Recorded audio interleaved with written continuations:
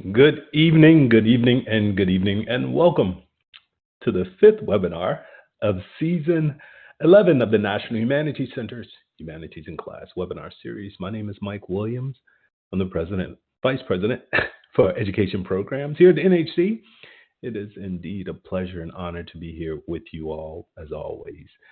Thanks for taking time out of your busy schedules to be here with us tonight on this evening.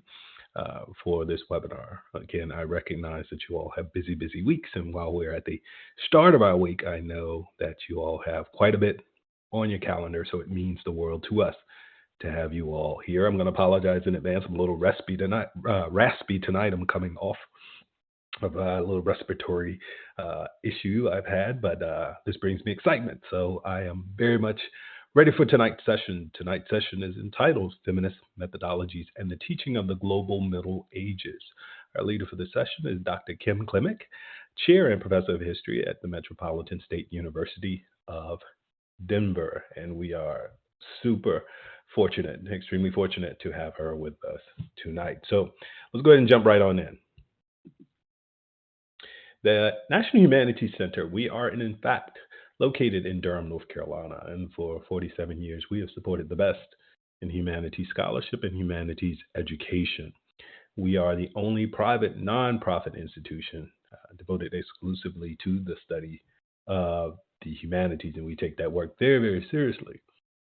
At the center, education programs, we serve as that nexus, we serve as that bridge between our scholars and you all, our educators. Our goal is to consistently build those bridges between the scholarly world and the everyday working classroom. We support educators at all levels. Large majority are at the K-12 level, but increasingly we have more collegiate university faculty, community college, as well as graduate students who are joining us.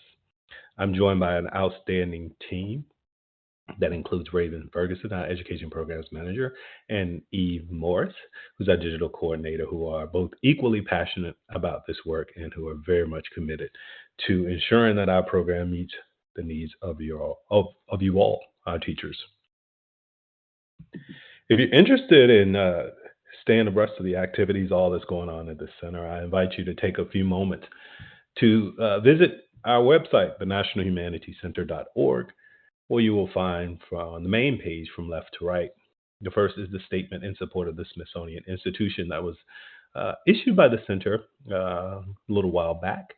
But the statement reads, the National Humanities Center stands firm in support of the Smithsonian Institution, its administration, and its museum professionals. The Smithsonian is an unparalleled hub of research and education where scholars and professionals work diligently to present accurate, evidence-based accounts of our shared history, including its painful and difficult aspects. These institutions offer places of learning and discovery for all Americans, aiming to help us understand our past without imposing a predetermined interpretation. Respecting the independence of research-based institutions and the expertise of professionals is fundamental to humanistic practices. The Smithsonian has already committed to conducting its own internal review, adhering to established scholarly standards, and the Smithsonian must be allowed to fulfill its mission without fear of political backlash or ideological pressure. In the center panel, become a fellow at the National Humanities Center. The applications for the 26-27 fellowship year are open. Conceived with the needs of humanists in mind, the National Humanities Center provides scholars with an environment and resources conducive to generating new knowledge and furthering understanding of the human experience. And of course, in the third panel, the reason why you all are here tonight, you all are enthusiastically here, our 25-26 Humanities in Class webinar series. These are our live interactive webinars that, again, keeps the conversation going. And so I'm looking through the audience chat right now, and thank you all so very much for engaging with us. I also want to shout out our Teacher Advisory Council. And this work, all of this work is informed by our TAC members. I see two of them who are in the chat right now, who I'll introduce a little bit later on. But this work is informed by a strong and talented Teacher Advisory Council. These are educators from all over the country who give us feedback and who consult with us on various projects. Our 25-26 council began their council year last month, actually 2 months ago in August, but we're looking forward to working with them in the coming year. And many of our council members have experience across all of our programming, including webinar attendees, online course participants, and former Institutes participants. So again, big shout out to them, and thank you so much for the work that you're consistently doing. And also to the past TAC members who show up for the webinars as well. We appreciate y'all. If you or your colleagues are interested in checking out our past recordings of past webinars, please navigate to our webinars landing page, and you'll follow the webinar archives link to our dedicated YouTube page, where you'll find past recordings. As always, please know that you have to be physically present or virtually present to gain those valuable CEU and/or professional development hours. Viewings of past recordings are not eligible for CEU and/or professional development hours. You have to attend the live recording, the live broadcast. Tonight's webinar is audio and PowerPoint based, so you will not see our speaker directly, but you will be able to interact with both of us through the chat box. And there are two primary chat boxes. There are the audience chat, and you can share resources, ask questions. You can also shout out some of our former TAC members. Scott Shirley, I see you there. And there's also the Q&A chat as well. So for the Q&A chat, please enter any questions throughout the evening that you should have for our speaker, and I'll monitor those questions and bring them to our attention at the appropriate time. Okay?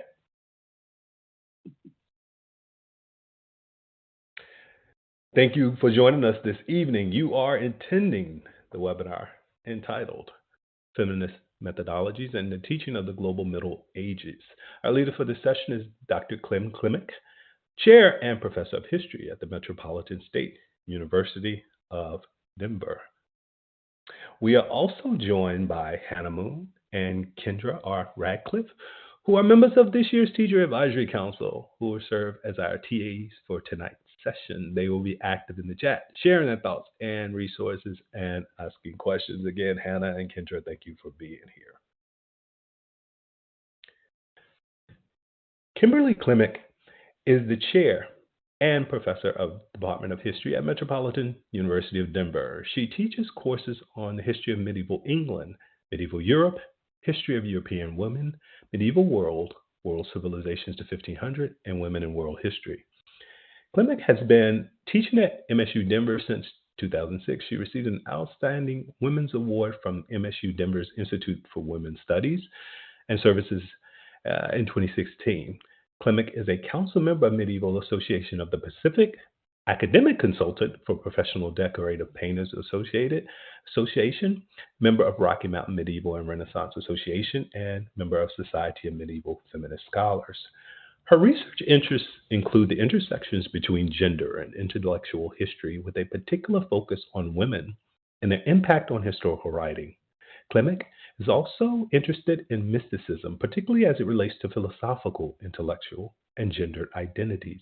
She's currently working on projects surrounding a text in medieval world history, the use of graphic novels in history classrooms, and PTSD in medieval crusade veterans.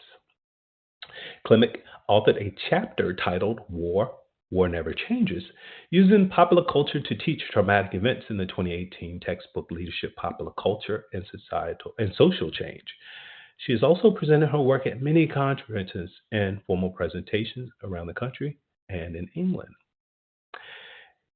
Klimek received her doctorate in medieval and early modern history from the University of New Mexico in 2009, a master's in history from Colorado State University, and a bachelor's cum laude in history and theater from the University of Colorado Springs. And without further ado, I present to you our speaker for this evening. Kim, thank you for joining us. We are ecstatic about you being here, and I appreciate you accepting my invitation several months ago. We are very much looking forward to your talk Thank you for joining us. Thank you, Mike, and I'd also like to thank Hannah and Kendra for being tonight's teaching assistants. I'm really excited to be presenting to you all this evening.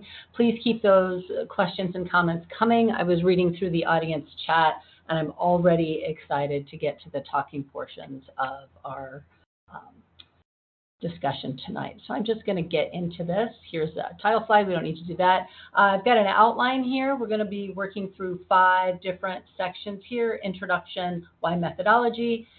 Second section, teaching hard history. The third section is a case study using lectures. The fourth is a case study using different assignments that I have used with pretty good effect in the past, and then a conclusion about honest approaches to teaching. At the end of each of these sections, I'm going to have pauses for us to have some discussions, answer questions, bring things to the entire group. So let's just get started. First thing I'm going to do is talk about who I am and where I am from.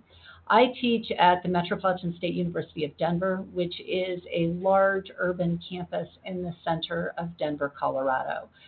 We have about 16,600 students, and we are a Hispanic serving institution. 37% of our student body is Hispanic, Latino, 8% Black, African American, 4% Asian, 2% Indigenous, and 40% white.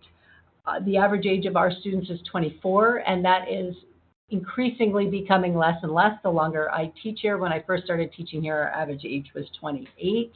We do have 5% veteran students or current active serving students, and over 40% of our students are Pell eligible. Just to give you an idea of the sort of students that I'm teaching and that I have been teaching for the last 20 plus years. I think it's really important to think about the visions and the values of one's individual university or school system, and then attach those to your own vision and your own values as an educator. So my university's vision is this: we are a nationally recognized leader for social mobility, where students of all ages and backgrounds build a better, more equitable Colorado through innovative and transformative education. We have a series of values that we call the cadre values: community, accessibility, diversity, respect, and excellence. And having those built into our university vision and values makes it a lot easier for me to bring my own whole self to the space that I'm using and teaching. Teaching the variety of students that we do from this kind of very diverse socioeconomic and racial backgrounds creates a space where I have to bring more than what I was taught in. I have to continue to learn and be educated on what my students are bringing to the table, as well as what I bring to the table. I think this is because, for me, teaching is both a human and a humane project. Most of my research has been centered on women, because when I started school, wanted to know where I came from and wanted to know why I was interested in the things that I was interested in. And by the time I started teaching, I really felt like I needed to interrogate who I was as a human, as a person, as a scholar, and as a teacher. And I ask my students to do the same thing. And not out loud. We don't have to do these things out loud, but I verbalize to my students who I am, what my background is, and how it affects my research, what I have chosen to research, what I bring into the classroom, and what I teach. And it's not always easy to be honest and critical of ourselves as scholars. I think that we spend a lot of time trying to be the expert in the room. But no matter how we feel about ourselves, we're always going to be set up as the adults and the experts in the room to our students. So I think it's really important for us to evaluate who we are and to be honest about it. So in looking at myself as a scholar, I am a white, currently middle-aged woman who has lived as a woman, as a cisgendered woman, the majority of my life. But I come from a background of poverty. I'm the first person in my family to go to college, although not the last. After I went, my mother graduated from college the year I received tenure, and I'm still ever so proud of her. But I came from a space where I wasn't sure that my car would start every day, and I wasn't sure where I was going to eat every day on campus. And I bring that to a classroom of students who are often very similarly situated. And that helps me create connection with students who in many cases look very differently than I do and have had very different racial and ethnic experiences than I have. I don't think, again, that we need to ask our students to do these things verbally. It can be difficult, it can be traumatic, but I think exposing who I am in the first couple of weeks of the classroom really allows students to expose themselves, at least internally. There's no really need to call other people out if we've called ourselves out at the beginning of the semester. And I find my students really appreciate this approach. And one thing that I do want to talk about towards the end of the talk tonight is those students who balk against that approach, who push back against that approach, and how I approach that as a faculty member and as a human. Again, kind of bringing this idea back that teaching is a human project. And if we want to talk about the dangers of AI in this, we can, but I think that keeping teaching as a space between humans is exactly what we need to do moving forward. So the next thing I really want to talk about here, and I feel like I should slow down a little bit. I'm rushing a little bit. My students tell me that it's difficult to get all of the notes as I'm talking too quickly. So what are methodologies, and why am I using the word methodology as opposed to using the word theory? Why am I saying a feminist methodology and not saying a feminist theory? Well, one reason is theories are pretty fraught today.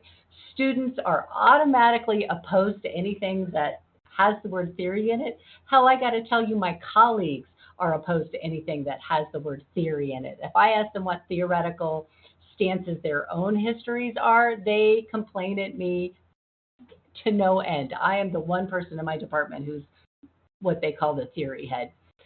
But I find that people really don't understand what it means to use a theory in a historical space. Theories seem too abstract. They seem too conceptual to almost every person who uses them. And for so many people, particularly in the world we're in now, it is completely anathematic to use this word theory. If you use the word theory, immediately people say, well, if it's a theory, it can be broken. It doesn't have to be used. Instead, I use the word methodology and I use the word lens. And I use the word methodology, we'll talk about that here in a second, as why I think methodology works better.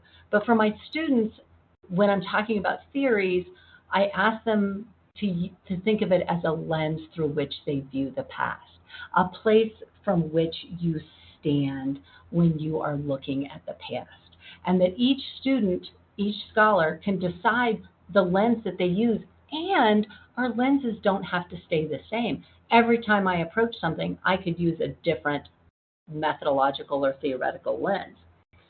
So traditionally, the word methodology, and I don't know how many of us have been through grad school, but this was the first time that I was like, oh, I'm definitely too dumb to go to grad school. I don't know what methodology means. And I continued to look up methodology and the idea of method until I started teaching it. Then I understood really what it meant. Most of us think of methodology as the style of the work that we are doing. Are we using an archival method? Are we using oral histories? Are we using art and objects? And those are true methodologies. That is exactly what a method is that you can use. I think of the methodology as something greater, something bigger, as a framework, not only the lens through which I view the past, but the lens through which I view the world and the lens through which I teach. If you want to use the Marxist methodology and theory, it is the superstructure, right? The superstructure of how I am viewing the past and how I look at my students, myself, and my archival spaces. So, feminist methodologies. What does it mean when I'm saying feminist methodology? And in looking through the chat and reading the things that people were talking about, we all know that it is really difficult to use this word feminist. And some of us might even push back on that using that word for ourselves, and that is 100% okay.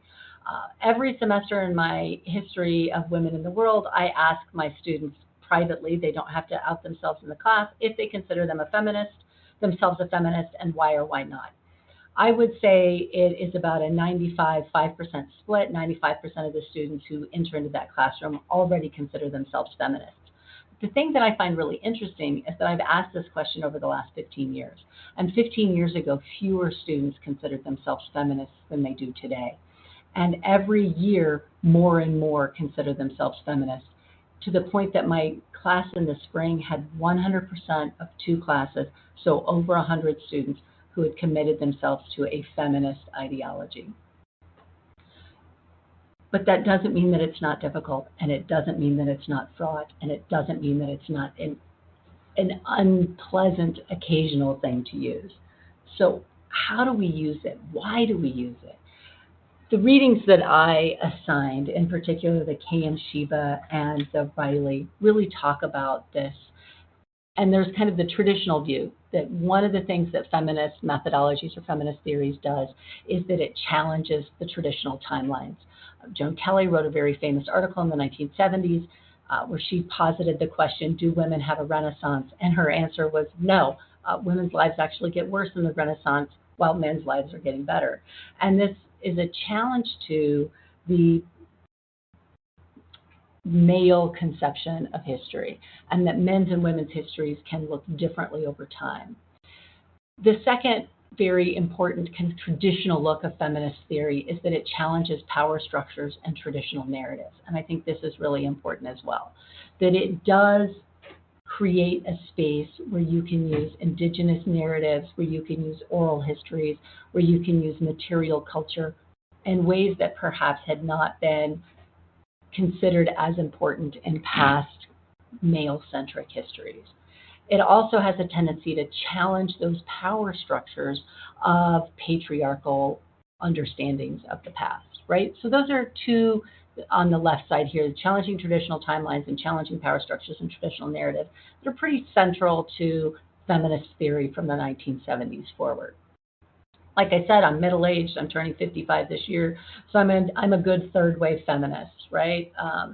For me, it's about the intersectionality. And one of the things that I think is really important to my use of a feminist methodology in the classroom, and not just a feminist theory, but setting myself up as a feminist educator, is that I really, truly believe it helps to create participation for students. If we can show our students that every single one of them have a story and that every story is the backbone of history, then we bring them into this study of the past. We create not just passive learners, but active participants. These are the people who change history. And I'm always telling my students these great stories of how one new person and one new idea changes our view of the past. There's a great story about the understanding of Paleolithic time and this concept of how Paleolithic and Neolithic people understood time. And this scholar who has studied this concept of calendars and time for 40 plus years had a female graduate student, and he was pondering, brought this great question that no one's been able to answer. Why do you think this is? Why are these 13 lines on this particular horn? And what do you think these 13 lines mean? And she looks up at him and says, well, that's the number of menstrual cycles that a woman has in a year, barring any contraceptive prescriptions. And he was just blown away. One graduate student completely changed his understanding of calendars and time because she came from her own perspective, her own spaces. I also think that it helps us to commit to ethical engagement with our students and with the past. We're not just looking at one thing of the past. We're looking at as much of the past as possible. We're trying to invite as many stories in as possible because this is the way that we see history in as large of a space as possible. And I don't want to get too theory driven here in a a whole talk about theory, but I don't think this is the German kind of the way it was sort of thinking of the past, because we all bring our own ideas and concepts to the past that changes what it was. We're never going to have a true and complete version of the past, but we can have different true and complete versions of the past that I think can be vibrant and explosive for our students today. The next thing I want to talk about is teaching global history. My guess is the majority of us have teach global history in some way, shape, or form, either in a middle school, a high school, or an entry-level undergraduate classroom. This is, if we think of feminist history as something from the 1970s forward, global methodologies and global theories probably from the 1980s forward. And the concept here is really that homogeny is not historical, that there was no one space in the past where people were all the same. And to do so really flattens the conception of history and doesn't give us or our students a true understanding of the types of people and places and things that existed in the past. Now, different theories that move within the global are post-colonial and critical race theory. These are ones that currently, probably for the last 5 years, 6 years or so, have gotten a really bad rap. I talk about them in my classes every semester, and my students are always shocked to find out what they actually mean. Post-colonial is kind of from the 1990s forward, and is this idea that there is a time and space at which colonial powers have reduced their hegemonic rule over a colonized space. And the idea behind this that we bring into the classroom is that the concept of hegemony, or one rule over a colonized people, is complicated, and it is one of hybridity, where the colonized people give back positively and negatively to the colonizers, and the colonizers give to the colonized both positively and negatively. The second one that is really important that students often want to discuss in my classrooms is what actually critical race theory is. And critical race theory is difficult to talk about, I know, in a K-12 classroom, and sometimes can be in an undergraduate classroom as well. But it really is a skeptical way of looking at the past as a non-universal space, that there's no universal or common understanding of the way people in the past lived or who those people in the past were. It, at its heart, says that the concept of race has a history, and that racism itself is systemic and difficult to get rid of. And most of my students, when they hear that, go, yeah, that makes complete sense. When we talk about this in a global space, and we talk about it in a medieval space, long after the concepts of race have been really settled, we can look at this as something that is non-universalizing again. It's about interconnection. It's transnational, so it's not national, it's non-linear, it's interdisciplinary. It's got a risk in it, and I think we can discuss some of those risks if we want to, but it has a risk of getting too broad and too amorphous for students to really understand.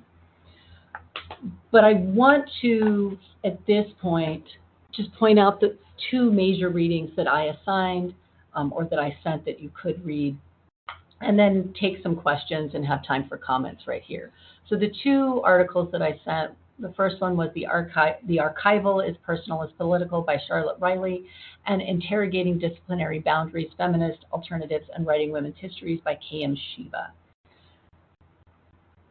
Riley's theory and her concept of using feminist theory in the classroom is that it is intersectional, that it avoids homogeneity, and that it creates and brings with it archival empathy. And I really, really love this word, archival empathy, having empathy when you enter the archives of the people in the past that you study.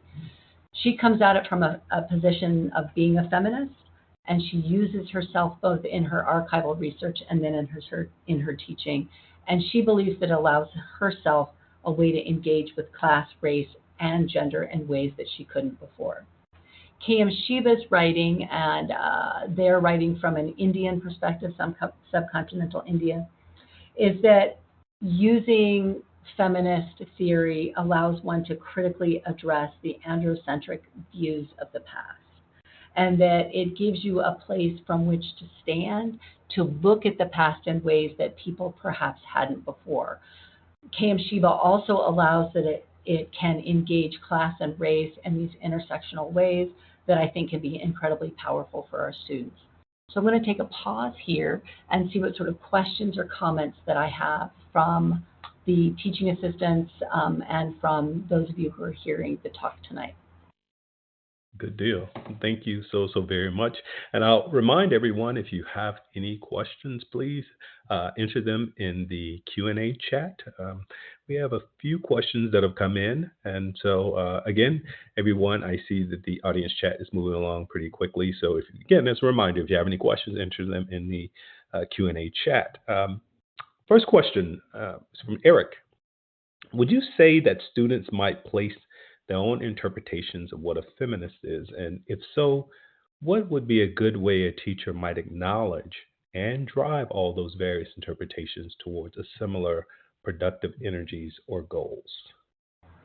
Eric, this is such a fabulous question, and I can see so many people from the Los Angeles Unified School District here, and it makes me just incredibly excited for what's happening in LA to see so many people here. One of the ways that I do this personally in my classes is literally just through the 3x5 note cards. And I ask students if they're a feminist and to give their definition of feminism. Then I gather all those in, and I don't say or do anything with them that day, but I read them at home, and I come up with some different buckets that they go into, right? And what you'll find is you might have 5 or 10% of a class who really understands what feminism is in a way that I've kind of outlined it here. 5 or 10% are going to have really negative views of it. I think the best way is to make students do their own research on it. And we can use the web for that, just starting very basic with Wikipedia. But I also there's a couple of really great theory websites that I will point students to. There's one called Theory Trading Cards, theory.co.uk, I think. And they have some really great resources for students to do. And then I ask students to come up with pros and cons. And I know this can take too much time in, say, a K-12 classroom that you might not have time to do, but it could take maybe 15 or 20 minutes of web work for students put in groups to come up with something, and then we can look at it as a classroom together. Because I don't think students have to accept my definition of feminism, right? And many students don't accept my definition of feminism. And at heart, my acceptance of their differing conceptions of feminist is a feminist understanding and a feminist methodology. And that's what I tell them. So long as you're staying true to what one or two central tenets of feminism is or are, then my acceptance and their acceptance of these differing definitions is at heart a feminist methodology. Good deal. Thank you so much. And thank you for that question. The next question we had, I recently listened to Henrietta Howe's poet, Mystic Widow, Wife, and really liked the stories that she told, as well as some of the stories in the Bright Ages. Are there stories in there that you love or stories that you wish more people talked about? Well, I've got a whole book of stories. I got a whole semester worth of stories. I love the Bright Ages. I think they did a really great job with that. They're a couple of friends of mine, so I think they did a really good job. And I would and have told them that I still think it's too male-centric. And I hope that later in one of the case studies, you'll kind of see why I think that's too male-centric continues to be. Henrietta Howe's book is amazing. It is so much fun, and I think there's some great things that I use in that book. Man, I've got so many. I love to teach about Japanese women. It's one of my all-time favorite things to do, to talk about the different styles of writing that the medieval Japanese come up with, and that there's a style of writing that only women used, and that the first novel written in history anywhere in the world was written by a woman in Japan. And I think that's really fun. But I have hundreds. If you want to DM me, I'm happy to give you 97 different great stories that I could talk about, but I do have 2 or 3 coming up in the case studies that may be able to give you some ideas that you could jump off from. All right. A question that we had, let's see, I'm scrolling down the list. How do you describe the ways race was envisioned in Europe in the 13th to 16th century as compared to how we as Americans conceptualize it now? I believe that was an extension of the critical race theory point that was made earlier. And again, and I'd love to see it's from one of my former students. Hi, Robert. It's good to see you. Okay, good to hear. Hi, Robert. So I would point to 2 things. One, Geraldine Hang's Invention of Race in the Middle Ages and Cord Whitaker's books. I think those are 2 really important books in understanding the invention of race in the European sphere from the 13th to the 16th centuries. Obviously, you also have to talk about the concept of colonization and of movements across the world, right? So I think those are really important as well.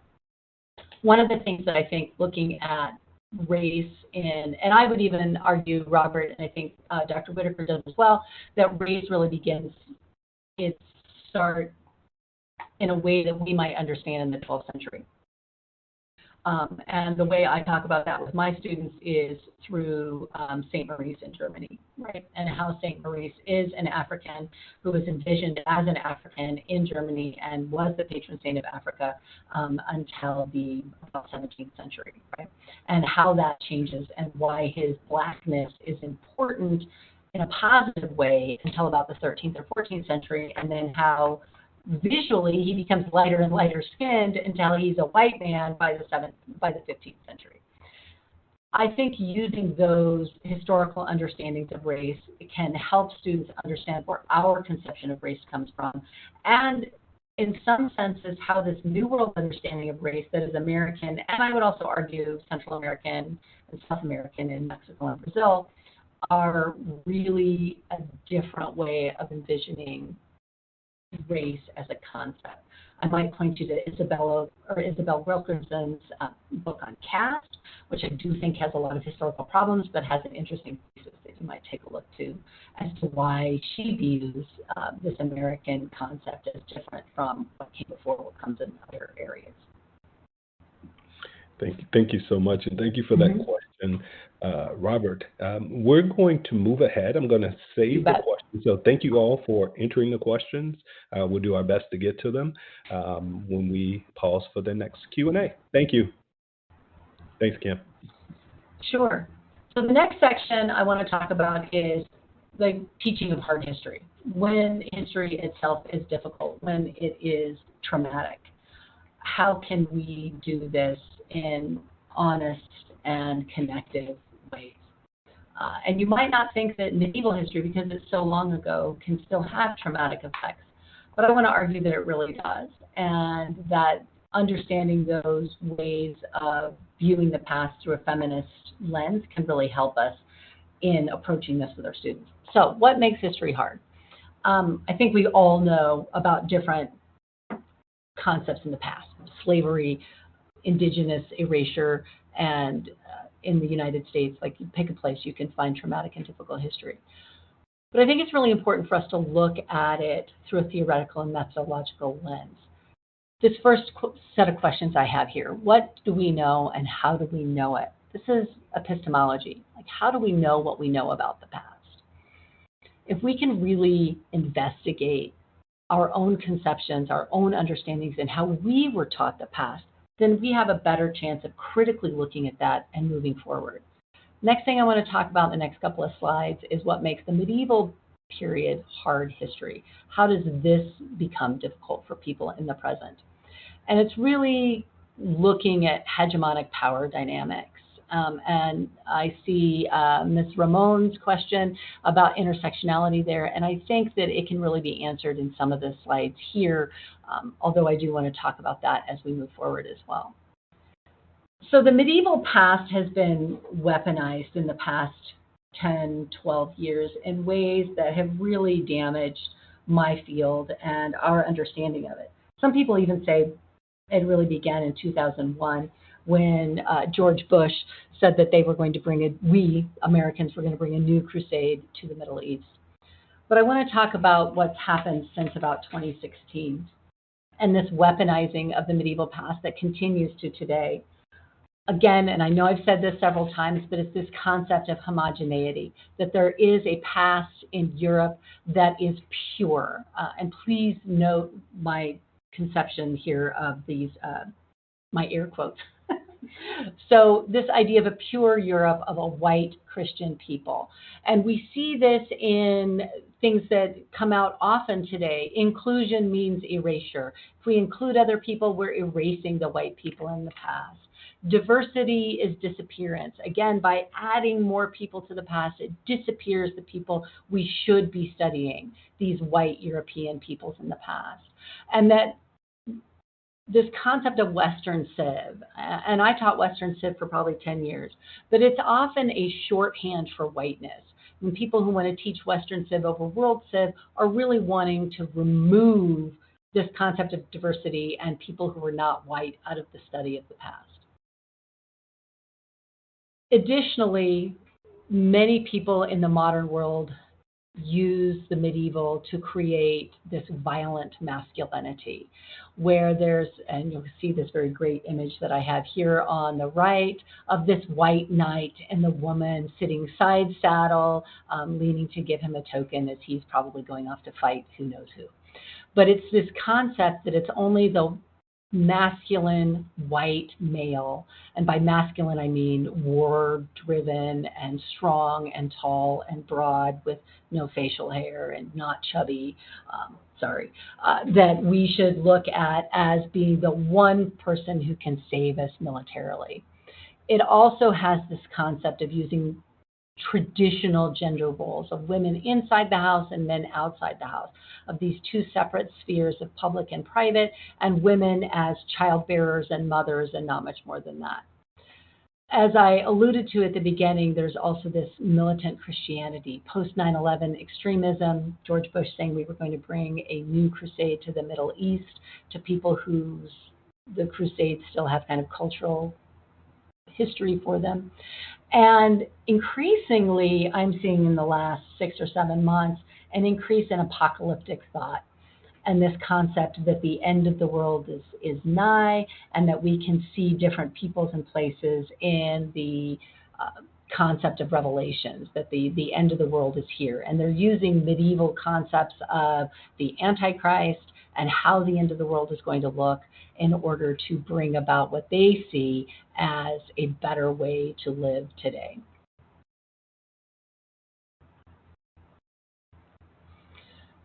White supremacy co-opts medieval history continually. White supremacists use false medieval imagery to proclaim their ideals of a white state. If you teach any sort of Viking past, you know this to be true. And academia and medievalists themselves, when we ignore how white supremacists use the past that we love and study, we allow them to keep that past for themselves. We allow them to co-opt those symbols in a way that is detrimental to the present and to the medieval people of the past who used these ideas, right? So I just put down a couple of major places where these symbols were co-opted: the Charlottesville riots, the New Zealand mosque shooting, the Buffalo, New York shooting. In the academic world, the Anglo-Saxon political traditions. Marjorie Taylor Greene used that in 2021 in a speech to talk about what was going to be moving forward. The 2020 January 6th Capitol riots. And just recently, I started delving into Project 2025 and the concept of patriotic history and how they're looking at the medieval past in those spaces as well. Really problematic, the way that the medieval is being used by people today to create a false sense of a white past. I want to give a little pause right there because I feel like a lot of us may have examples of this, and I can see some really good questions in the chat. So before we get on to lecturing, I'd like to, Mike, if we can, just take a quick pause right here and answer some of these questions. Absolutely, yes, and thank you all for your questions. I do. I see them coming in, so let's move on down. And this is actually Navia's question earlier. She pointed to. You mentioned earlier about intersectionality and methodologies and theory. As graduate students, how do we advocate for our use of these intersectionalities in our research when working with faculty that doesn't inherently agree with them? Nevaeh, thank you for that question. I know from very personal experience that it is very difficult to do that. And one of the ways that we can do that is to stay consistently true to the sources that we're reading and consistently true to our own sense of self. In a sense, and this also, there's another question in here about like how would you approach male high school students with this topic? I think that and those are, in a sense, very similar. Like, how do you approach being an intersectional feminist with people who don't believe in intersectional feminist theory, right? And some of that is just to consistently stand from where you live, your lived experience. I understand that this doesn't seem important to you, but from where I'm looking, the sources say X. I understand that you're asking me to use a different theory here, and I'm willing to add that theory to what I'm looking at, but the sources are telling me this. And if we consistently stay from the sources, Nevaeh, I think that that can be really, really helpful when we are doing our own work. I just want to make sure that I'm getting your entire question here. Mentioned about intersectionality methodologies and histories. I need to tell you, I frankly do not understand how a faculty member cannot see that intersectionality is important. There is no one person who exists in only one space. Even a white man has different spaces. The place, the race that he came from, the space that he came from, the class that he came from, the ethnicity that he came from, all of these are intersectional spaces. In some senses, and again, Nevaeh, I'm happy to talk with this offline, sometimes it's using different words that they may resonate with. And I think that can be really helpful when we're looking at these. Like, instead of using the word intersectional, instead of using the word feminist, you'd be like, well, the sources are telling me X. The sources are saying that class is important here. The sources are telling me that race is important here. If you consistently stay with the sources, as I tell my students all the time, the sources aren't wrong, right? We might add new sources to that, but if we consistently stay with the sources, I think that can be helpful. And I'm going to leave it there so we can ask some other questions. Okay. Next question from Kelly. Do you believe women can be pro-woman but not feminist? Absolutely. I think the womanist position, particularly put out by Black womanists, Black feminists in the early 2000s, really get to this space. And one of the things that many of those Black scholars say is that feminism is just such a white space that it doesn't leave the room for these extraordinary intersectional ideas, right? Race is going to trump gender in many sorts of spaces. Class is going to trump gender in other spaces. So I definitely think if you're looking at this from the Black scholars' point of view, you could. Now, if you're talking about this, I've also seen this in Catholic spaces where Catholics tell me that they're pro-woman but anti-feminist because they see abortion and pro-abortion being such a central tenet to feminism. And I think that there's space for that as we move into global feminisms, right? If we can move ourselves away from thinking about feminism as being a white middle class American value and looking at feminisms in different spaces, then we can, one, see pro-feminists or see pro-women and understand why they're using the term anti-feminist, and also bring more people into the feminist tent who maybe wouldn't have considered themselves feminist before. Islamic feminists are doing a really amazing job of this in Morocco and in Egypt, so there's some great spaces to look in there, and some other women in Ethiopia, so a lot of African feminists are doing this. So I think there's spaces for all of that to happen. All right. Thank you. Thank you for the question. Thank you for the response. Um, from Lonnie, I teach in an extremely conservative area and I'm always worried about teaching hard or what others consider politicized history when it's just cutting edge history. How would you recommend I navigate this while staying relevant and inclusive of all learners? Lonnie, it's almost like I planted you here. That is my conclusion. So I'll bring up some things here, but I want us to all be thinking about this because it's not just about teaching in a conservative area, right? I can see you're in Tippecanoe, and I know how conservative that space is. But I also see that there's people here teaching on the western slope of Colorado or in Mississippi, and even in Denver. These things can be very difficult, right? I have run afoul of Turning Point in the past. Um, and I'm going to say the same thing here that I was kind of intimating to Nevaeh. Staying with the sources and bringing as many sources as possible to bear on what you're doing is, I think, the way forward, without even using the word feminist in a classroom, without even using the word intersectional in a classroom. You can bring things that are all medieval, that talk about race, that talk about gender, that talk about ethnicity, and you're not being dishonest to the past. Now, we can also talk about what your state standards are, right? I think looking at the state standards can be very interesting and seeing as far as you can go in those state standards. But let's say, for example, in Colorado, teaching Crusades is late 7th grade, sometimes early 8th grade is where that happens for us. So that's a middle school, teaching the medievals middle school here in Colorado. And the Crusades can be incredibly white, right? Incredibly Christian, and it's how white Christians use it today. Deus Vult and Saracen sprayed on, elementary schools in Minnesota.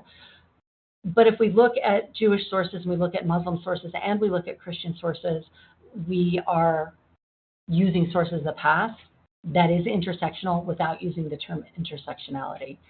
But I do want to come back to this because I'm hoping that some other people here in the chat, in my conclusion, I want to talk about how all of us can stay safe, because it's not just about being correct in our view of the past, it's also about staying safe in our own homes, in our own classrooms.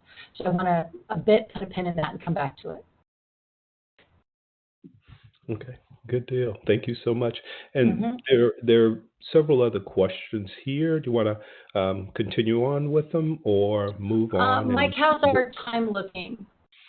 We have about another 38 minutes before Then I would like to keep going and then come back to questions if that's okay. Okay, good deal. That works. Yeah. Thank you all. Rosalind, I definitely want to get to that question. If not now, I have things to say about masculinity for sure. Oh, wait, here, let's go back. Okay, lecturing. The pitfalls of teaching world history. There's just way too much to talk about. There's way too many exciting and interesting things. And then what happens is it becomes a list of names and dates, and we're processing content over thinking about skill. For students, that just becomes so boring, so incredibly boring. And it has seemingly little connection to their lives. And it makes it very easy to skip controversial issues. And you almost want to skip the controversial issues because there's too much to cover. I know it's difficult, but one of the things that my co-writers and I have done, I have written a textbook along with Pam Troyer, Sarah Davis Secord, and Brian Keene on the global Middle Ages, is that in talking with our students, they still really, really, really want to have a timeline. The timelines are just too important. We've done it for too long. We can't not have a timeline. But we found a way to create themes within the timeline so that every time we were discussing a time period, we were also theming things through economics, society, religion, and politics. And if every time you teach a topic, you keep those things at the forefront, which if you teach any AP classes, you know those from your AP classes, that really helps students so that you have both themes and timelines available to them.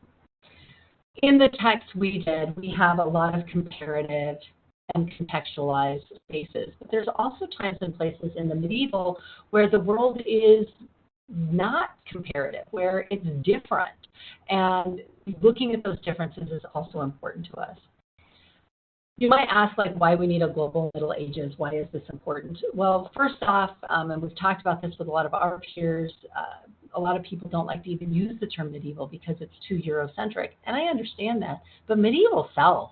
Man, kids like the medieval. They want to talk about knights and dragons and samurai and, the King of Mali. They want to do all these things. So it's an easy in for our students to understanding things. And so far, we've been teaching it for 10 years. I've taught about 2,500 students. I think that my colleagues are probably fairly similar. Students are really enjoying it. So I'm going to talk about two particular lectures.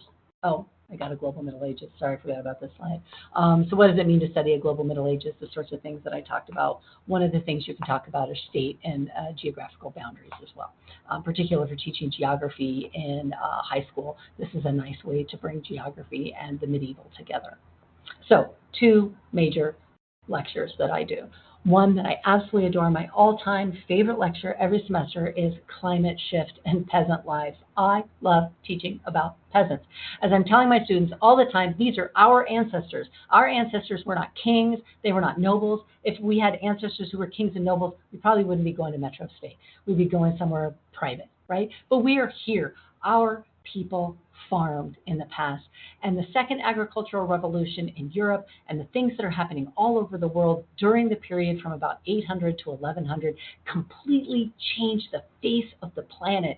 And it is so amazing because it's the poorest people who most of the time are pre-literate, right? They're not reading and writing. And it's this amazing space to talk with students about it. You can also talk about what we call climate shift or the medieval climate anomaly. This is one, I've got a very conservative father, and he always wanted to disagree with me on modern climate change by talking about the medieval climate change. And I handed him this chapter, and he has since stopped talking to me about it because now he believes me, right? You talk about hemispheric differences in climate and how that changes in north and south and east and west. Talk about the second agricultural revolution, but in particular, before I do that, before I talk about population growth, I'll just talk about these two pictures that I have here. The picture above is of rice, duck, fish farming in China in particular. It's something that if you look it up, people are really agog about it right now. It's like, oh, this is an amazing thing that the Chinese are doing, this rice, duck, fish farming, and it's new, but it's not new. It's completely medieval. And it changes the face of China. What you're seeing there is a rice paddy with a bunch of ducks in it. And you've got fish swimming in it. So the ducks and the fish fertilize the rice ponds. And I got to tell you that talking about poop in a college classroom is just as funny as talking about it anywhere else. My students love it. And it helps to fertilize and allows you to grow more rice. But you can also eat the ducks and eat the fish along with your rice. And it gives more protein to the Chinese peasant than peasants in other areas of the world are able to get. Same thing with the picture at the right, which is the three sisters farming of Central America, mostly in the Mexica and the Nahua regions. So you have beans, corn, and squash, creating an amazing meal of calabacitas, which I cannot wait to eat next weekend when I'm in New Mexico, but also brings a lot of protein and fats and vitamins and minerals to the Central American diet. Talk about the same thing when we talk about the second agricultural revolution in Europe, which is the increase of legumes or beans into the European diet. But in particular, in thinking about this from a feminist lens, I want to talk about population growth because it's super easy to say that all of this new food leads to population growth. More food equals more people. Bam, bam, thank you, ma'am, right? Easily done. One of the things that I noticed in the audience chat when we were beginning this conversation is how a couple of people were talking about bringing feminist ideology or bringing feminist thought to the students and asking them to talk about their own families. And this is exactly the place where it works out the best. So this is what I tell to my students. I talk from my own perspective only, and I invite them into my perspective. I say, I have a fairly large family. There's about 32 of us when we get together, and it's my mom and her sister. They're the core parts of the family, and then all the cousins and second cousins and third cousins from there out. When we get together for a family meal, I ask my students, okay, let me tell you, where's your mom in a big family meal? If you've got a big family, where's your mom? Someone say, oh, my mom's in the kitchen. Great, where's your grandma? Your grandma's in the kitchen. And then I say, okay, in my household, this is the way it works. My mom and my aunt are in the kitchen, and when it's time to eat, I and my cousin Christine the eldest daughter, my aunt, we make a plate and we take those plates to our fathers. So the first person to eat in the household is the father. And I teach in a Hispanic serving institution. At least 2/3 to more of my class are nodding their head. Yep, that's exactly the way it works. And then I say, okay, great. If that's the way it works in your family, who gets fed next? And they go, all the little kids do. I'm like, yes, the little kids do. I said, then who gets fed next? And they're like, oh, the medium kids. I was like, all right, in this scenario, when does your mother eat? When does your grandmother eat? And they're always like, yeah, last. And I'm like, yeah, my mom and my aunt eat last in this scenario. So how does more food and this concept of eating equal more people? Well, what happens is there's now enough food in a peasant household that a woman gets enough calories to sustain a healthy pregnancy, where the child is not going to have low birth weight, is going to be born at the proper time. She's going to live through the birth. The baby's going to live through the birth, and she's going to have enough calories to sustain the pregnancy and to sustain breastfeeding. If she can breastfeed for the requisite 3 to 5 years that a child needs, that child is going to be healthier. So it's not just more food equals more people. It's more food means women get to eat. And that blows my students away. I love that lecture. It's my all-time favorite. If you can't tell, it's my all-time favorite lecture to do in a semester, because so many of my students resonate with that. And that is something that is not just medieval, but we can trace this concept of women eating less food all the way back to Mesopotamia and all the way around the world. There's very few places where women are not eating last in a culture. The second important place that I talk about women is in women's effective religious experiences in the late medieval world.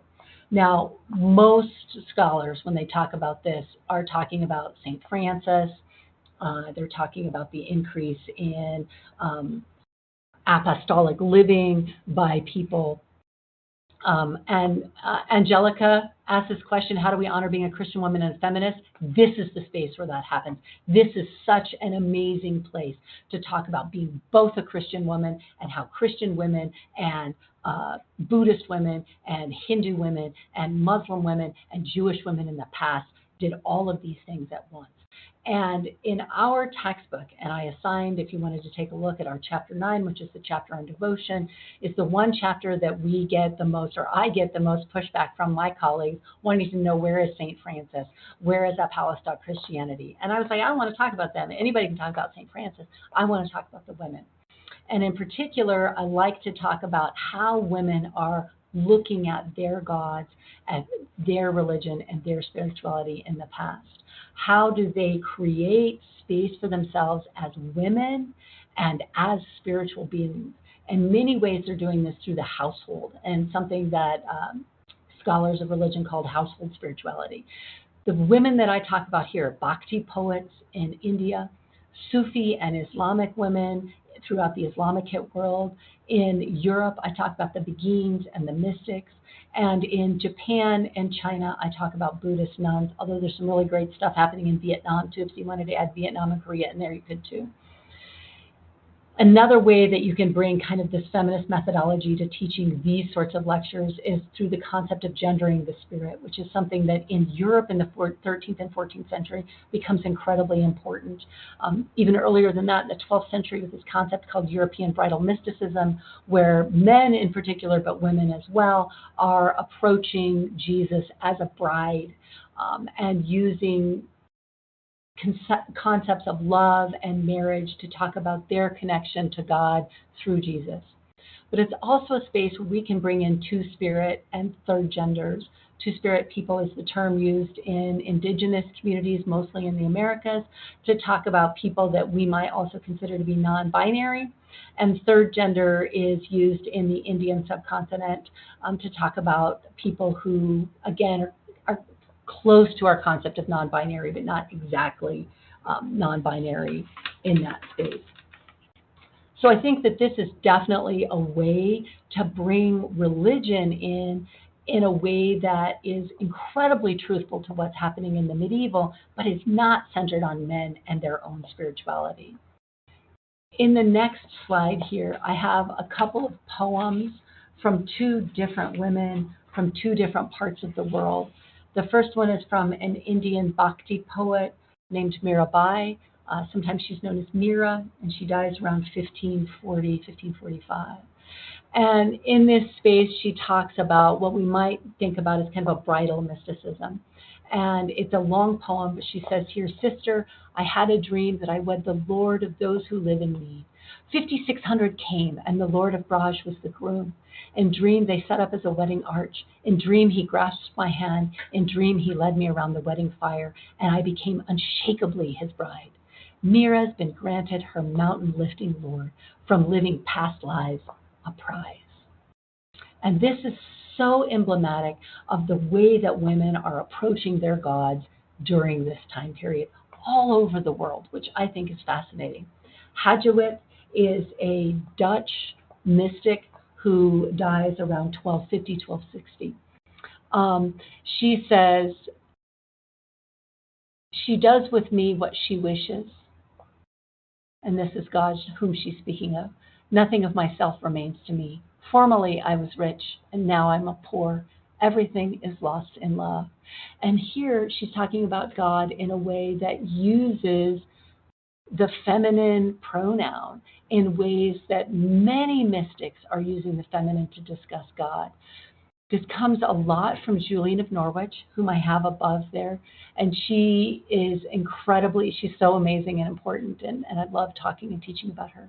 She says, "God desires not only to be known, but that we be lovingly united to him."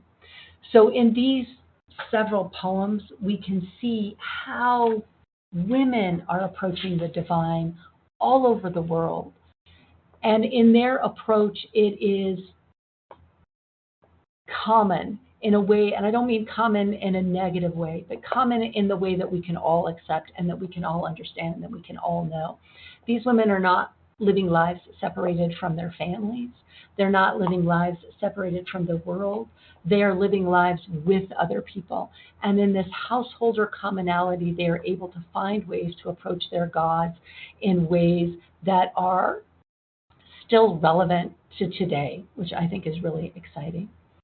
And I've got the next break here to bring up any questions that people might ask. And the reading that's kind of associated with this section is our Chapter 9 devotion. And this was written by me, Dr. Troyer, and Dr. Davis Sequard. All right. Next question we have, I believe we left off with Rosalind's question. You mentioned different people having different definitions of feminism. Are there also different definitions of masculinity?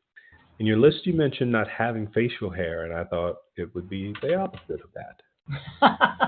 Well, I use the non-facial hair because of Pete Hegseth's. There's actually a really great book called Beard, and it discusses men's facial hair over time. Facial hair is actually quite important in the Middle Ages, and many European men are shaving, and men in Europe, and Jewish men and Muslim men are not shaving. So it's one way to visibly tell what someone's ethnicity would be is by their beard. Right? So that's something that actually does become really important. I love discussing masculinity, and I think one of the things that's really powerful for college students is, and probably for all people really, is that we've done a pretty good job in the last 30 years or so of interrogating what it means to be a woman. Right? And fourth wave feminists have really looked at this, particularly from trans perspectives and disabled perspectives, and saying that we need to broaden our understanding of what it means to be a woman. And in some senses, we have not done the same for men. And I think it's just as valid and incredibly important, particularly for our young men, to show them that masculinity is not universal and that there are many different forms of masculinity that can be important and valid. And this is, I think, where global history can be such a boon to us as educators of young men, right? Where we can bring these different concepts of what does it mean to be a man. And in my gender classrooms, that's what I talk about. Like, we can't just talk about what it means to be a woman, but we also have to talk about what it means to be a man, and what does it mean when you don't fit into those categories. Good deal. Thank you. In the process of considering and valuing personal experience as knowledge, how does feminist methodology balance between objectivity and subjectivity? Is it necessary? Okay, I'm going to speak for my own person here, and not for feminists at large or feminist methodology, but as a historian, I do not believe in objectivity. I think that we have done a disservice in attempting to create history as a place of objectiveness, because no matter how objective, how Ronkian you think you are, you still come from a class, a gender, a race, and an ethnicity. That's scary, I think, to think that all history is subjective. And I like to point to Star Trek to my students for that. There's there's a Star Trek original series and a Next Generation that takes one event and views it from 5 different viewpoints, and every viewpoint is different, and at the end of the show they tell you what actually happened, right? I'm not sure we'll ever really know what actually happened. Now, of course, there's some sense of objectivity, right? The earth is round, but the sky has not always been blue, right?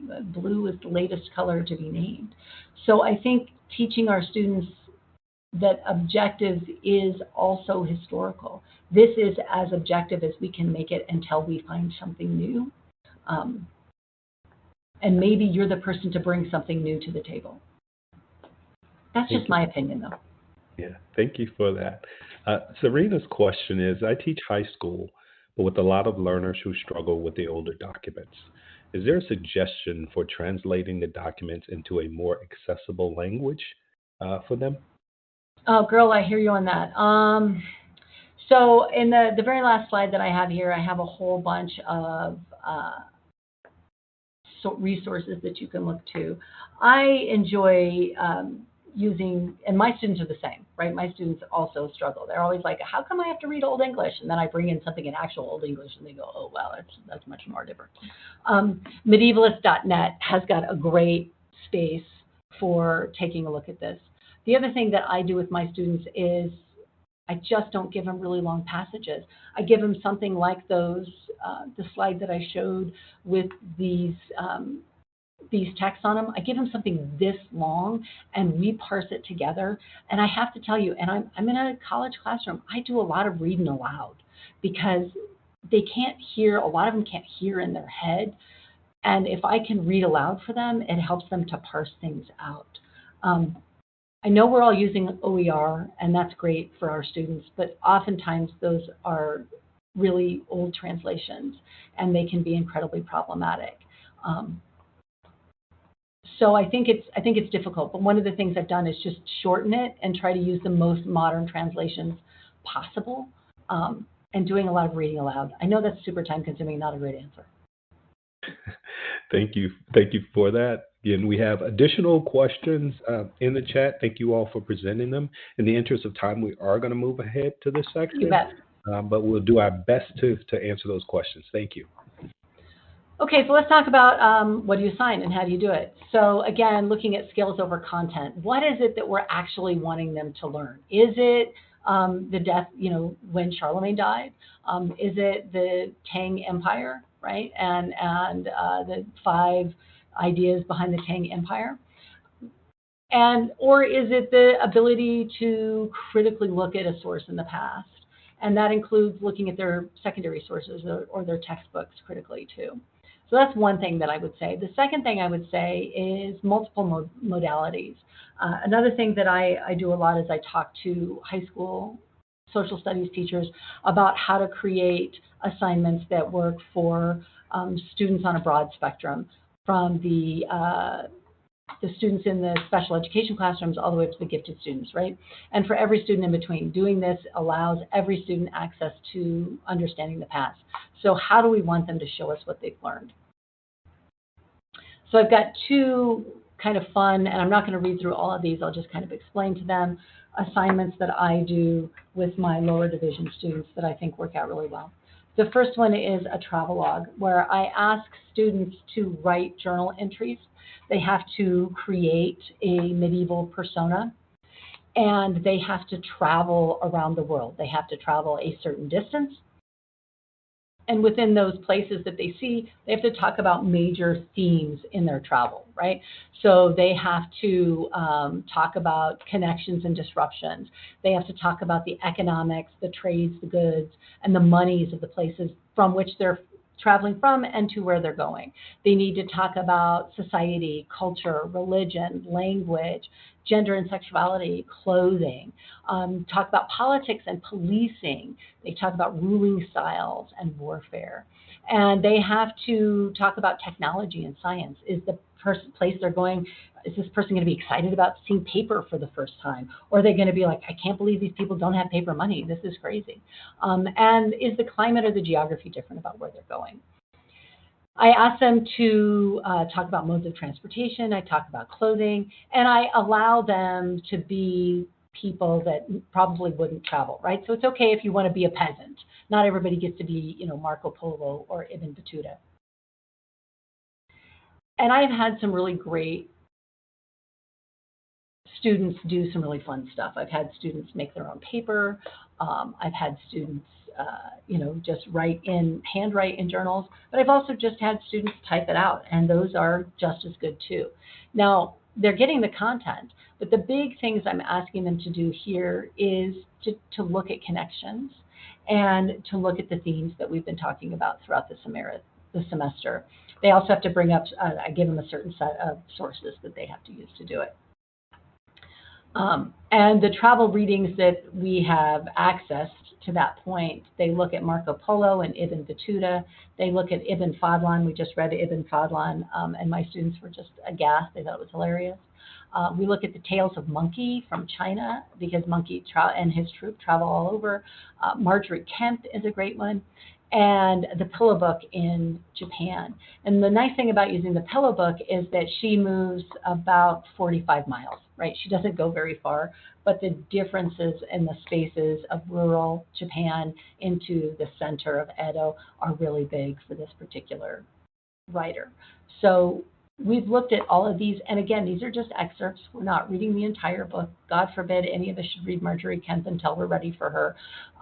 But it takes a while to get them to discussing it. But they find a lot of fun in this, and they really enjoy it. The other thing that we do is material culture. And again, this is coming from this concept of the feminist methodology, of not just using the written to look at the past, but looking at oral histories and looking at visual histories too. So I ask them to do this several times in the semester, where they have to choose several material objects to look at.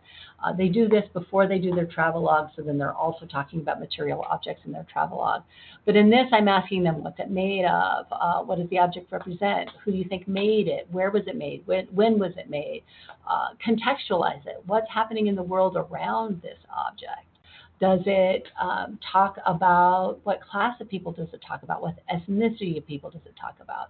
Does it talk about any of the other themes that we've talked about in the semester, like succession or economies or religion, right? And then I always ask them to ask me questions about the object as well. So at this point, I put up a couple of material objects, and I just thought we could practice a little bit together. And I know there's a lot of questions in here. I want to make sure to get to them. And I've also got just the conclusion left to do. But I want us to just take a look at these two images and see what we think about these images and how we might use images like these in a classroom. They're both from Central America.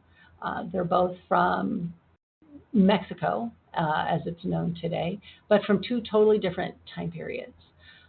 The one on the left, does anybody recognize the one on the left there?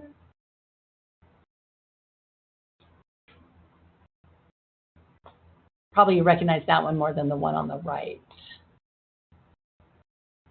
The one on the right is one of my all-time favorites.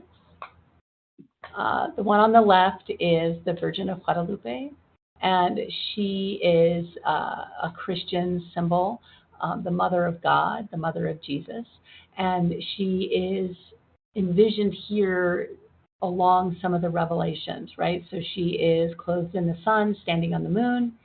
She's dressed in a blue cloak. She is in a prayer gesture. Her eyes are looking downward.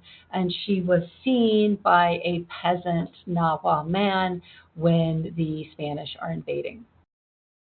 And what I love to do in talking about this is many of my students are very familiar with the Virgin of Guadalupe. I've even had at least one student a year who has her tattooed somewhere on his body. But learning how she's connected to Nahua culture, how she's connected to the Mexica, how she's connected to Mexico pre-conquest, allows students to see themselves maybe in a Catholicism that they grew up with that perhaps could even be straying from. The one on the right is from the same culture, but is pre-conquest, and it is the emperor and empress, and they are calling for rain for their crops. So the man is the one who is standing, and he is holding a corn stalk towards the heaven. The woman is kneeling. That's Lady Shook, Lady Jaguar, and she is kneeling. And I know it's difficult to see here, but she's pulling a knotted rope through her tongue in self-sacrifice. So this is bringing blood to the gods, which is something that Central American gods really needed. And then I ask students to connect these, and how is this Christian version of Mary, this Catholic version of Mary, connected to Lady Shook? And it's amazing the sorts of things that my students will come up with in this space. I want to pause here before we move to connections. I've got one slide here, but I don't think we have time to do this. But this is how I teach students to look at secondary sources. But I think we'll skip that and get to questions. Okay, and we'll take a few questions, and we'll push our time out a little bit more. Sorry. No worries whatsoever. Thank you so much, and again, thank you all so much for the questions. I think we're setting a record tonight for questions. So, thank you all for entering your questions in the Q&A as well. There were two questions actually. One was, how would you teach this to high school males? But then also there was another question about how would you teach this to a class of 13-year-old girls? And these questions were embedded pretty early on, and I wanted to circle back to them. Again, thank you all for asking. I actually find that high school boys are really amenable to studying the Middle Ages. They play games, Assassin's Creed, old Skyrim, right? They watch movies. They listen to, if you're really great if you can get some that listen to heavy metal, like Nordic metal, right? They are very interested in the Middle Ages. And it is an excellent way, I think, to bring them into this fuller study, right? So you can start by talking about men and exploring the male side of history, and then you bring the women into this. And because they're already so interested in talking about knights and dragons and samurai, I mean, frankly, the same stuff I'm interested in talking about, they become quickly enamored with everything medieval. And they want to talk about women defending castles, right? They think that's totally badass, and they're into that. They want to talk about Tomoya Gozen, who was, a female samurai.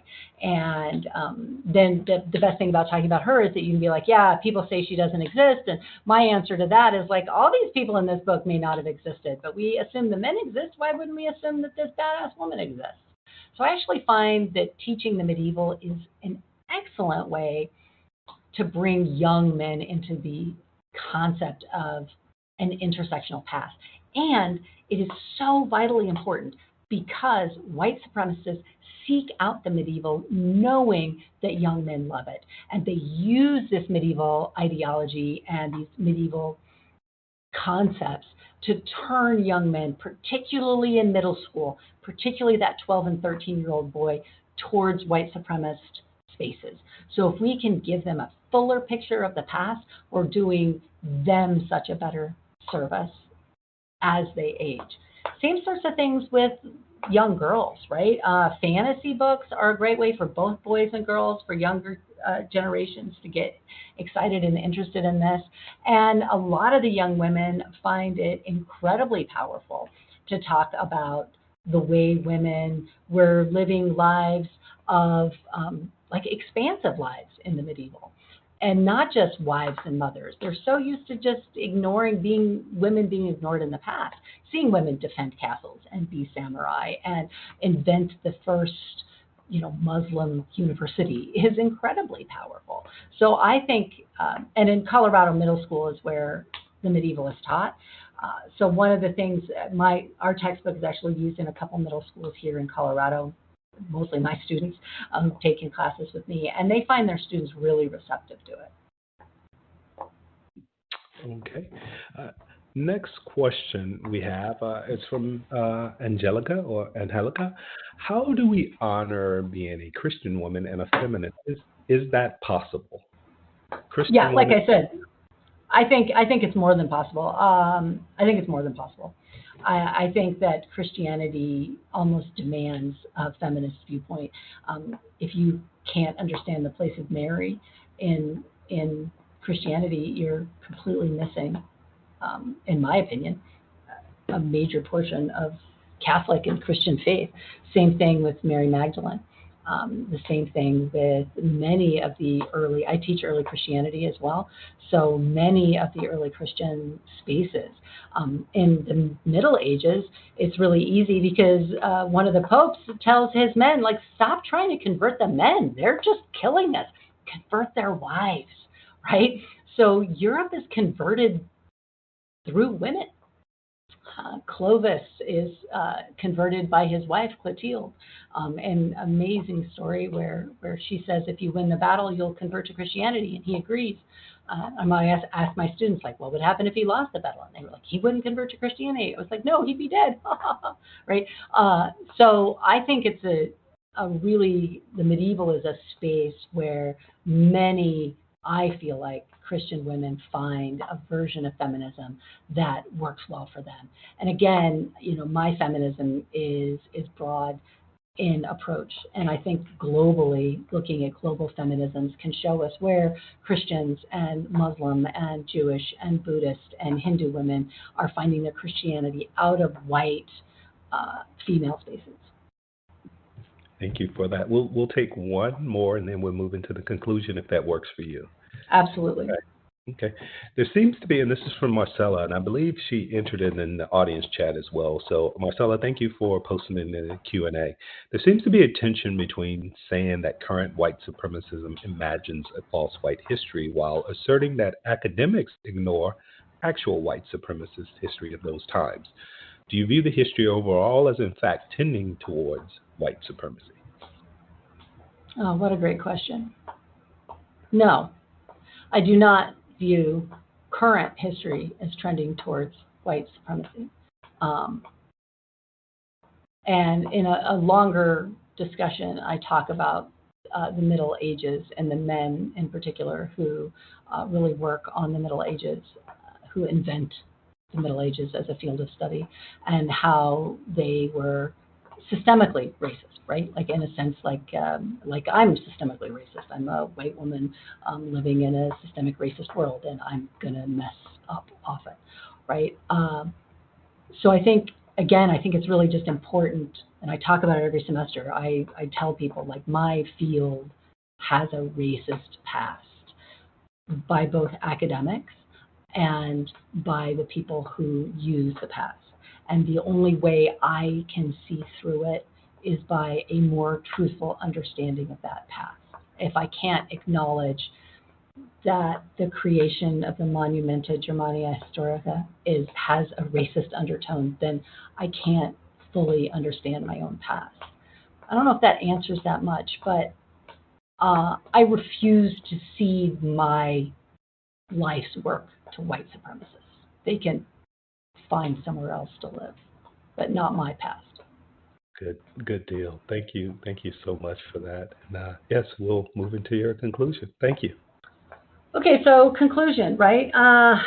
If we center humans, if we center their stories, and if we value honesty, then I think we are doing feminist methodological teaching. And I want to bring this back, right? Teaching hard history in modern tumult. It is hard. I understand that. I also believe that students don't just deserve honest connections to the past, They desperately want it, and they have been jaded by what we have given them. And they need and they want honest connections. But I also understand that we have to stay safe in our classrooms and our job. I alluded to having some turning point problems in the past. I have been doxxed. I've had police, escort me back and forth to my classroom. And I also know that this happens to me as a middle-class white woman in a fairly blue space. So if it is dangerous for you to stand up and announce your feminism, then that's okay. I think we have to create ways to do this safely for ourselves and for our students and for others. To kind of conclude, to finish up here, right, I really believe that we as academics, and I said this earlier, we have to acknowledge the history of race, ethnicity, and otherness in the past. And if we don't do that, we cede the field. And I refuse to cede my field because I have an ethical duty to teach the past as it was. It's difficult, it's hard, it's hurtful, and not as it's wanted. And there was a comment earlier, just before I opened it up to more questions. Someone had asked, like, how do we teach a traumatic past when we ourselves have trauma? And there's at least 2 or 3 of my students here, and they can acknowledge that I'm not lying to you when I tell you that occasionally I just cry. And I think that's okay. And maybe it's different because I teach at a college level, but I will tell my students, right, like, some of these things are going to be hard for me, and I don't know when they're going to be hard for you. History should come with a trigger warning, but I'm never sure where your triggers are going to be, in the same way that I'm not going to be sure where mine are. I can tell you that every time I teach about St. Augustine giving up his wife to follow God, I cry in the classroom because it is such an incredibly beautiful, honest, and traumatic story. So again, bringing my whole self to the classroom, I think, is the only way that I can be a feminist and encourage my students to approach the past from their own incredibly important and valid viewpoints. And I want to end there and open for questions. All right, thank you so very much. And I'll just start by just saying thank you so very much. As a fellow first generation college student, I appreciate all that you've done this evening. We were very fortunate to connect with you, and I look forward to continued conversations because there's so much more that we need to unpack. And as I look through our audience total tonight, we were right at one point we were at 1,000 people who were here this evening with us, and I think they would all agree with us. So again, thank you so very much. So is there a particular feminist resource or material you would suggest to use as part of a 6th grade world cultures focus on the Silk Roads across the world? It sometimes feels a very capitalist and androcentric endeavor. Absolutely. Wow, that is a fabulous question. So I'm going to have to pull from earlier stuff because Silk Road is prior to when I normally teach.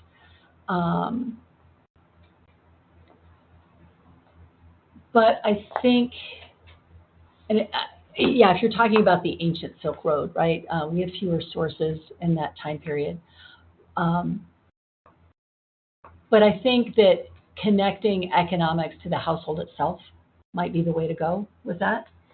I'm not an economics historian, but I have to teach economics, and I depend on my economics friends to help me out with that. But I always think of economics from a personal level. Like, what would it mean if your spouse was gone for 3 years along the trails, right? What would it mean for how you make things? The other way that you can do this is that no person is an island on their own prior to the modern, and I might even say prior, that no person is an island themselves today. That the way through it is to talk about how things are created. Like if you're going to create a piece of pottery and you're going to send that pottery somewhere else, how does that happen? Now I can tell you in teaching the medieval, right? And if you talk about the medieval Silk Road, silk is created by Chinese women.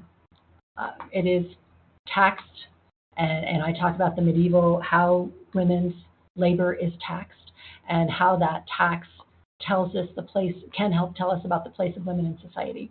And one of the things that you can see is if women's labor is invisible, then the place of women in that society is more difficult. Their lives are more difficult if their labor is invisible. So Chinese women create silk in the home. That silk is taxed. The men have to produce that to the government. Chinese women are not allowed to divorce their husbands. Mayan women create textiles in the city center, in the town centers. Those textiles are also taxed. They also go to the emperor, and Mayan women have the ability to divorce their husbands, right? So visible labor helps to create more powerful opportunities for women. So if you talk about it in that way, you might be able to get women more involved in the conversation. All right. A question from Patrick earlier. Would framing topics like feminism or intersectionality, which may initially seem political, as teaching empathy be a safer and more time efficient in a high school history course that doesn't allow for a ton of depth because of how broad of a survey is required by state standards? Oh, Patrick, that's such a great question, and is part of the reason that I assigned the first reading I did when she talks about archival empathy, right? So I think the this concept of empathy is really good. And I think that, again, without saying the words feminism or intersectionality, you can talk about who you are as a person, even talking about like, I know what the taste of government cheese tastes like, right? That tells if you can talk about your class. Class is often something safer to talk about than ethnicity or race.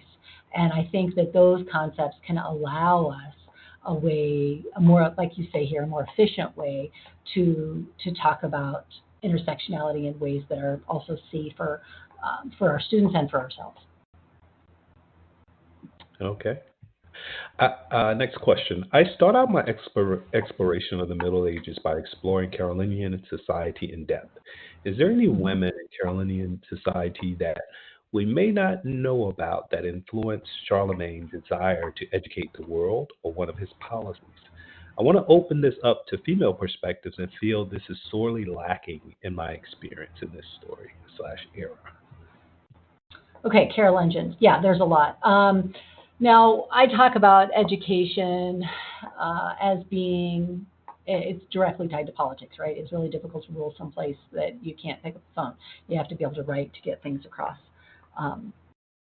There's a lot of Merovingian women that are completely badass. That happens right before that. If you use the women, and there are very few, though, that are in the life of Charlemagne, either by Einhard or Notker, the Stammerer, there aren't a lot of women in those spaces, right? It's a lot easier to talk about the women after this educational reform has started, particularly in the Ottonian Renaissance, as being a place where royal women move to become incredibly powerful writers, mystics, and visionaries. In particular, you can talk about, oh my gosh, her name has completely escaped me, the first playwright in Europe. I've completely forgotten her name. Roswitha. There we go, Roswitha. And she is a product of Carolingian Renaissance work. So there's ways that you can do it right after that. So you can just, if you expand your Carolingian Renaissance out a little bit, you can talk about how that allowed for spaces for women's writing. Okay. All right. And we'll take one more question. And that question is from Emma. How do you teach your students to bring their newly learned social skills from the classroom to their own home? How do they translate this to their home? You know, I have to tell you that the place where it naturally happens is that peasant chapter, right? That peasant place, when I talk about that, more and more I'll have students be like, I went home and told my parents about this, and now my mom gets to sit down and eat hot dinner, right? So I think that in some places it can naturally happen. But one of the goals for all of us, right, is to instill a sense of curiosity in our students. And I know how difficult that is to do. But I think that just consistently, if we model the acceptance of their questions and their curiosity, I think that it helps them to take their curiosity and their questions outside. Good deal. Thank you. And I said one more question, but I'm going to leave this last one for Robert. Robert's question is, Professor Klimek, where do you see the teaching of the medieval other going in the near future? This is from alum Robert. Yeah, thanks, Robert. It just is getting broader and broader, more and more people. One thing that I would say is that there is no more other, right? That every single space that might have been othered in the past is now considered a valid avenue of inquiry by most people studying the medieval past in the US and Europe, right? I think Africa is a big space. We're going to see a lot more stuff happening in West Africa and in Zimbabwe as more Southern Africa as more and more archaeology is coming out. I think that's a big space.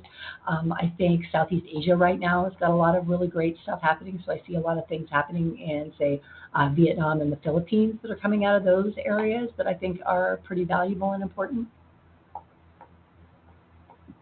Right. And I see that somebody had asked for a syllabus. I'm happy to provide that here. And if anyone has any other comments or questions on the last slide here, I've got some resources slides, but I've put my email address down, and anyone can feel free to email me as well. All right. And I'm just going to plug our book because it is written for an undergraduate audience without any background in European history at all. So it's being used in middle school classrooms, it's being used in high school classrooms, and it's being used in college classrooms. And it's also quite affordable. So if you'd like to take a look, we would love for you to do so. All right, good deal. Well, thank you so much, Dr. Kim, for this time. Just thank you for just being here for us, for the teachers. Again, I believe several records were broken tonight, particularly for the questions in the chat and for those who entered the questions that we weren't able to get to. Thank you. And Dr. Kim's email address was included on the slides, and I'll actually go back to that and leave that slide up as we close. But please continue to join us. Please continue to follow the work that we're doing here at the National Humanities Center. We look forward to connecting with you when we reconvene. If I can ever assist with anything, please do not hesitate to reach out to me at mwilliams@nationalhumanitiescenter.org. Also, if you are looking to follow and stay up on all that's happening at the National Humanities Center, please check out us or the NHC on any of our various social media feeds. I'd also encourage you all to support the humanities education programs. We provide a bridge between the academic world and the working classroom. Your gift, no matter how modest, can open up a world of ideas for teachers and rekindle their enthusiasm for the subjects they teach by providing the knowledge and tools they and their students need to make a difference. We will be back. We will return on November the 6th with former fellow Ryan Emanuel, who's an NHC Fellow 2020 to 2021. He's an Associate Professor of Hydrology at NC State University. His session is entitled On the Swamp, Fighting for Indigenous Environmental Justice. Looking forward to that session. And again, thank you all for being here tonight. We had an awesome time, and my hope is that you will continue to have an awesome week. We appreciate you all. Take care and be well.